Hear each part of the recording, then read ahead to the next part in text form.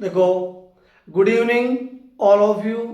मेरी तरफ से सबसे पहले आप सभी को श्री कृष्ण जन्माष्टमी की हार्दिक शुभकामनाएं। देखो, आज हम एस्ट्रोजन हार्मोन्स और एंड्रोजन हार्मोन्स, ये तो सभी को पता है कि जो एंड्रोजन हार्मोन्स होता है ना, यानी कि पुरुषों से स्रावित होता है या मेल से स्रावित होता है, जो क्या करता है मनुष्य में द्वितीय लैंगिक लक्षणों के लिए जिम्मेदार होता है। द्वितीय लैंगिक लक्षण कौन कौन से हो गए? जैसे मनुष्य में दाढ़ी मूंछों का आना, आवाज का भारीपन होना और आक्रामक स्वभाव होना, ये एंड्रोजन हार्मोन्स की वजह से ही होता है। और एंड्रोजन हार्मोन्स को ही हम टेस्टोस्टेरोन हार्मोन्स बोलते हैं।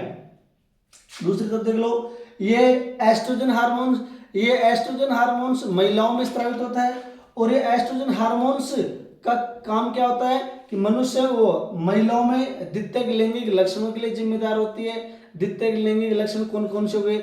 जैसे शरीर पर बालों का कम आना, आवाज का पतला होना एवं स्तन ग्रंथियों का विकास होना एस्ट्रोजन हार्मोन की वजह से ही होता है। और देखो, अगर एस्ट्रोजन हार्मोन्स महिलाओं में कम स्रावित हो जाए और एंड्रोजन हार्मोन्स ज्यादा स्रावित हो जाए, दोबारा सुन लो, महिलाओं में एस्ट्रोजन हार्मोन्स कम स्रावित हो जाए और पुरुषों और एंड्रोजन हार्मोन ज्यादा स्रावित हो, तो उस रोग को हम क्या कहते हैं?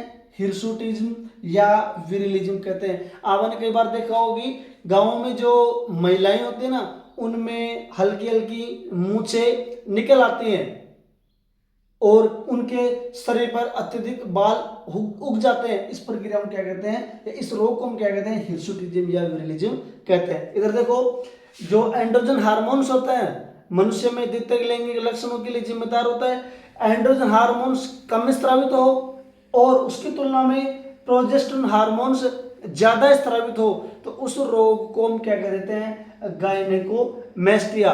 जैसे जो पुरुष होते हैं ना, पुरुष, उसमें स्तन ग्रंथियों का विकास हो जाना, यानी कि पुरुषों में स्तन ग्रंथियों का विकास हो जाता है, तो इस रोग को हम क्या कहते हैं? गायनेकोमेस्टिया।